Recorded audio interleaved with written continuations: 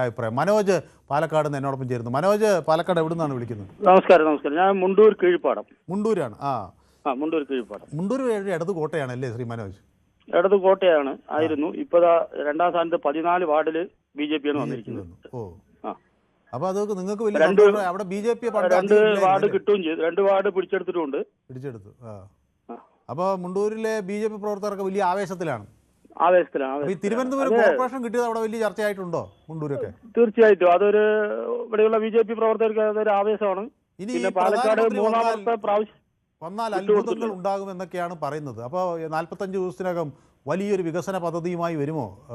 വികസന പദ്ധതിയുമായിട്ട് വരണം എന്നുള്ളതാണ് ഞങ്ങളുടെ ആഗ്രഹം. അങ്ങനെ വരുന്ന ഉറപ്പിച്ച് പറയുന്നുണ്ട്. അപ്പൊ എന്നോട് ഒരു പ്രേക്ഷകൻ ചോദിക്കുകയാണ്, അപ്പൊ BJP ജയിച്ചില്ലായിരുന്നെങ്കിൽ തിരുവനന്തപുരത്തിന് വികസന പദ്ധതിയുമായി അദ്ദേഹം വരില്ലായിരുന്നു, ശരിയാണ്? അല്ല, അതിപ്പോ നമ്മൾ അങ്ങനെ പറയണെന്ന് പറഞ്ഞപ്പോ ഇടതുപക്ഷം ജയിച്ചാലാണ് ഇടതുപക്ഷം പല കാര്യങ്ങളും ചെയ്യാൻ പറയുന്നത്. അപ്പൊ ജയിച്ചില്ല പറഞ്ഞാൽ നാട്ടുകാർക്കൊന്നും കൊടുക്കില്ലേ എന്നുള്ളതാണല്ലോ. അപ്പൊ അങ്ങനെ അത് ഓരോരോ അവർക്ക് ഭരിക്കാനുള്ള സാഹചര്യം കൊടുക്കുമ്പോൾ ആ പാർട്ടിയുടെ കാഴ്ചപ്പാടും അവരുടെ നയങ്ങളും നടപ്പാക്കാൻ പറ്റും. ഇപ്പൊ ഇടതുപക്ഷമാണെങ്കിലും പല കാര്യങ്ങളും ചെയ്യാൻ പറയുന്നുണ്ട്.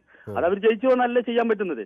10 വർഷം നമ്മൾ അവർക്ക് ചാൻസ് കൊടുത്തു, അവരെ കൊണ്ട് ചെയ്യാൻ പറ്റിയില്ല. അവർ ഒരുപാട് കളവുകളിലും ഒരുപാട് മറ്റെന്താ പറയാ അഴിമതികളിലും പെട്ടുപോയി.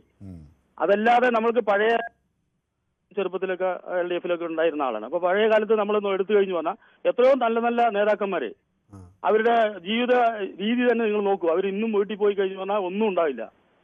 ജനങ്ങൾക്ക് വേണ്ടി സേവിച്ചവരാണ്. പക്ഷെ ഇന്ന് വരുന്ന ഒരു MLA ഒരു പഞ്ചായത്ത് മെമ്പർ എടുത്തു നോക്കൂ, കോടീശ്വരന്മാരാണ്. LDF-ന്റെ തന്നെയാണ്.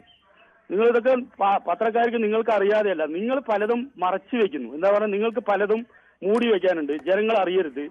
അങ്ങനെ ചെയ്യരുത്. സത്യസന്ധമായി എപ്പോ പ്രവർത്തിക്കുന്നോ അപ്പൊ രാജ്യത്ത് മാറ്റങ്ങൾ ഉണ്ടാവും. ഇവര് തെറ്റിയതാ, ഇവര് തെറ്റാണെന്ന് പറയണം. BJP തെറ്റിയതാ പറയണം. ഏതാണ് മൂടി വെച്ചത്?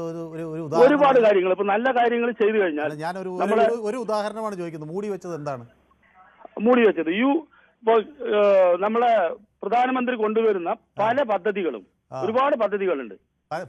ഒന്നും അത് പറയില്ല. പത്രങ്ങളിൽ അങ്ങ് വായിക്കാറില്ലേ? ഇല്ല, വരാറില്ല. വളരെ ചുരുങ്ങിയ കാര്യങ്ങൾ. അത് പറഞ്ഞാൽ അതിൽ എന്തെങ്കിലും ഒരു തെറ്റായിട്ട് ഒരു കാര്യങ്ങൾ വന്നാൽ അത് പല ബൂമറായിട്ട് വലുതായിട്ട് കൊണ്ടുവരും. അതായത് പിന്നെ ഞാൻ മനോജ് നമ്മുടെ പൊതുവേദിയിലേക്ക് വിളിച്ചുകൊണ്ടും വലിയ ഒരു ആദർശ രാഷ്ട്രീയത്തെക്കുറിച്ച് പറഞ്ഞുകൊണ്ടും ഞാൻ അങ്ങയോട് ചെറിയൊരു കാര്യം പറയാം. നമ്മൾ ഒരു പത്രങ്ങൾ അല്ലെങ്കിൽ മാധ്യമങ്ങൾ എന്നത് എക്കാലത്തും എടുത്തിട്ടുള്ള ഒരു ധർമ്മം ഒരു പ്രതിപക്ഷത്തിൻ്റെ റോളാണ് പൊതുവെ എടുക്കാറ്. അതിപ്പോൾ BJP അല്ല, കോൺഗ്രസ് ഭരിക്കുമ്പോഴും അല്ല, ഒരു മിനിറ്റ് അപ്പോൾ അവർ വരുന്ന ജനങ്ങൾക്ക് ആവശ്യമായ പദ്ധതികളെക്കുറിച്ചൊക്കെ പറയും. പക്ഷെ വീഴ്ചകളാണ് പ്രധാനമായും കൂടുതൽ ചൂണ്ടിക്കാണിക്കുന്നു അങ്ങ് പറഞ്ഞത് ശരിയാണ്. അത് ഒരു പത്ര ദൗത്യം കൂടിയാണ്. കാരണം ഈ സ്തുതിപാഠകരായി അപദാനങ്ങൾ പാടി നടക്കുന്നവരായി ആഗ്രഹിക്കുന്ന ചോദ്യങ്ങൾ ചോദിക്കുന്നവരായി പത്രങ്ങൾ അധപ്പതിക്കുകയല്ല, മറിച്ച് ചെറിയ തെറ്റുകൾ പോലും തിരുത്താനുള്ള ഒരു അവസരമാണ് ഭരണവിഭാഗത്തിന് കൊടുക്കുന്നത്. അപ്പൊ അങ്ങനെയാണ് പത്രങ്ങൾ വേണ്ടത്.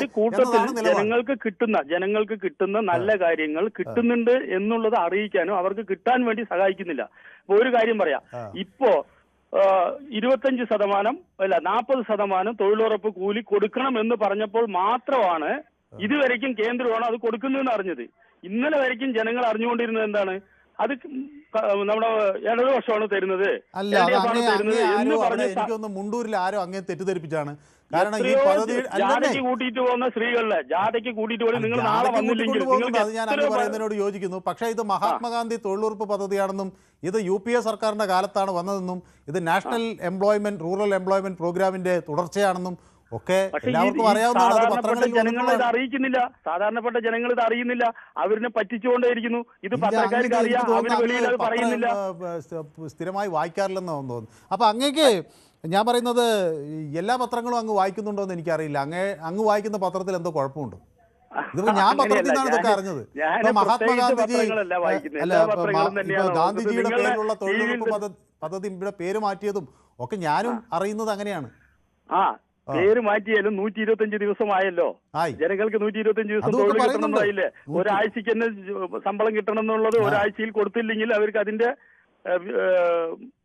ഒരു ആനുകൂല്യങ്ങൾ കിട്ടണം എന്ന് പറയുന്നുണ്ടല്ലോ. അതൊക്കെ എന്റെ മനോജെ, നമ്മൾ അതൊക്കെ ഈ പൊതുവേദിയിൽ തന്നെ ഞാൻ ഇവിടെ നിന്ന് ഞാൻ തന്നെ പറഞ്ഞിട്ടുണ്ട്. അതിന്റെ ലിങ്ക് വേണമെങ്കിൽ ഞാൻ മനോജിന് ഇട്ടുതരാം.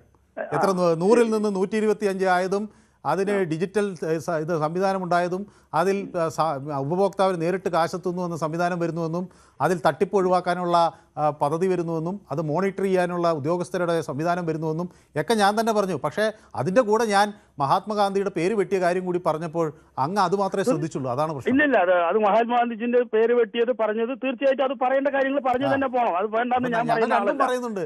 അപ്പൊ അങ്ങ് ആഗ്രഹിക്കുന്നത് ഇത് മാത്രം പറയണമെന്നാണ്. അത് പറഞ്ഞില്ല എന്നുള്ളതാ പറയുന്നുള്ളൂ. എല്ലാം പറഞ്ഞത് ഞാൻ പറഞ്ഞേ അങ്ങേ ഞാൻ വെല്ലുവിളിക്കുകയാണ്. അങ്ങ് ഈ നമ്മുടെ യൂട്യൂബിൽ എടുത്തു നോക്കിയാൽ ഇതിന്റെ തന്നെ ലിങ്ക് ഉണ്ടാവും. ഞാൻ കഴിഞ്ഞ ദിവസവും യൂട്യൂബിൽ വേറൊരു പ്രേക്ഷകൻ ഇത് ആവശ്യപ്പെട്ടപ്പോൾ ലിങ്ക് ഇട്ട് കൊടുത്താണ്. വിശദമായി ചർച്ച ചെയ്താണ്.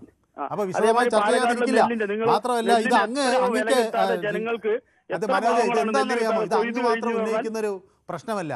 ഈ പൊതുവെ രാഷ്ട്രീയക്കാരെ പൊതുവെ പറഞ്ഞിങ്ങനെ പ്രചരിപ്പിക്കുന്ന ഒരു കാര്യം, മാധ്യമങ്ങൾ നമ്മുടെ കൂടെയല്ല, മാധ്യമങ്ങളെ വിശ്വസിക്കില്ല. കേന്ദ്രം കൊടുത്താലും കേരളം ഇവിടേക്ക് കൊടുക്കുന്നില്ല, നെല്ല് അളക്കുന്നില്ല. ജനങ്ങൾക്ക് നെല്ല് കൊയ്തിട്ട് പാടത്ത് കിടക്കുമ്പോ നിങ്ങൾ വേണ്ടത്ര പബ്ലിസിറ്റി കൊടുക്കുന്നില്ല, നിങ്ങൾ വേറെ എന്തിനൊക്കെയോ കൊടുക്കുന്നു. എന്റെ പൊന്ന് മനോജ്, ഈ നെല്ല് അളക്കുന്നതിനെ കുറിച്ചും കർഷകരുടെ പ്രതിസന്ധിയെ കുറിച്ചും ഏറ്റവും അധികം സംസാരിച്ചിട്ടുള്ളത് ചെറിയ ഒരു ന്യൂസ് കൊടുക്കുന്നില്ല. മനോജ് ടി വി കാണാറില്ല, വാർത്തയും വായിക്കാറില്ല എന്ന് ആരെങ്കിലും തെറ്റിദ്ധരിച്ചാൽ അവരെ കുറ്റം പറയാൻ പറ്റില്ല. കാരണം മനോജ് ഇത് ഞാൻ ഡേറ്റ് വെച്ച് സമയം വെച്ചിട്ട് വേണമെങ്കിൽ ഞാൻ പറഞ്ഞുതരാം. നെല്ലിന് കിട്ടാത്തത്, വില കിട്ടാത്ത മാസങ്ങളോളം ഇത് വാർത്തയായി, എല്ലാ ദിവസവും ഇത് വാർത്തയായി. എത്രയോ തവണ ഇത് വാർത്താസമ്മേളനങ്ങളിൽ ഉയർത്തുന്നത് മാധ്യമപ്രവർത്തകരാണ്, കൃഷിമന്ത്രിയോട് ഇതിൻ്റെ പ്രതികരണം ചോദിക്കുന്നത് മാധ്യമപ്രവർത്തകരാണ്. അങ്ങനെ എല്ലാം കൃത്യമായി ചോദിക്കുന്നത്, എല്ലാം സംസാരിക്കുന്നത് മാധ്യമപ്രവർത്തകരാണ്. അപ്പം നെല്ലിൻ്റെ കാര്യത്തിലും കർഷകൻ്റെ കാര്യത്തിലും ഒന്നും ഞങ്ങൾ ഇടപെട്ടില്ല എന്ന് പറയുന്നത് അങ്ങേയറ്റത്തെ ഇത് എന്താണെന്ന് വെച്ചാൽ മനോജ്, ഇത് അങ്ങ് കൂടി ഇതൊന്ന് പുനഃപരിശോധിക്കണം. എന്താണെന്നറിയാമോ, ഇപ്പം പാർട്ടികളിൽ ഒരു ഇങ്ങനെ ഒരു ഇതുണ്ടാക്കി വെക്കുകയാണ്. അതായത് മാധ്യമങ്ങളെ വിശ്വസിക്കേണ്ട, അവർ നമ്മളെക്കുറിച്ച് പറയുന്നതെല്ലാം തെറ്റാണ്. നമ്മൾ അങ്ങനെയല്ല, ആ ഓരോ പാർട്ടിക്കും ഒരു മാധ്യമം ഉണ്ടല്ലോ, ആ മാധ്യമത്തിലെങ്കിലും ഈ വാർത്ത വരില്ലേ? അപ്പൊ നിങ്ങൾ പറയുന്നത് എന്താണ്? എല്ലാ മാധ്യമങ്ങളെയും അടച്ചാക്ഷേപിക്കുകയാണ്. ആ പാർട്ടിയെ പിന്തുണയ്ക്കുന്ന മാധ്യമങ്ങളില്ലേ, അവരെങ്കിലും ഈ വാർത്ത കൊടുക്കൂലേ? അത് കൊടുക്കുന്നുണ്ട്, ഇല്ല പറയുന്നില്ല. അത് ഒരു ചാനലുള്ളൂ, അത് മൊത്തം നുണ പറയണമെന്നും പറഞ്ഞ് അവരിനെ നിങ്ങൾ ഇല്ലാതാക്കാൻ നോക്കില്ല. ആര് ഞങ്ങളാണോ പറഞ്ഞത് നുണ പറയാണെന്ന്? ഇതൊക്കെ അങ്ങ് എവിടുന്നാണ് ഇങ്ങനത്തെ ഓരോ ന്യായമായിട്ട് വരുന്നത് എനിക്ക് മനസ്സിലായി. ഏതായാലും കൊള്ളാം. അങ്ങ് മുണ്ടൂരുകാരനാണ്, എനിക്ക് വളരെ ഇഷ്ടപ്പെട്ടു. മുണ്ടൂരുകാരുടെ ഒരു സവിശേഷത എന്താണെന്ന് വെച്ചാൽ അവർ വളരെ നിഷ്കളങ്കരാണ്. എനിക്ക് വളരെ അവിടെ നിന്ന് കുറേ പേരെയൊക്കെ അറിയാം. അപ്പോൾ അങ്ങ് ഈ പറഞ്ഞത് അങ്ങയുടെ നിഷ്കളങ്കത്വം കൊണ്ട് പറഞ്ഞതാണ്. കുറെ കൂടി പരിശോധിച്ച് അങ്ങ് അടുത്ത ദിവസം നമുക്ക് വീണ്ടും കാണാം. ഓക്കെ, തീർച്ചയായിട്ടും. തിരുവനന്തപുരത്ത് എന്തായാലും നല്ലൊരു ഭരണം ഉണ്ടാവും. ശരി.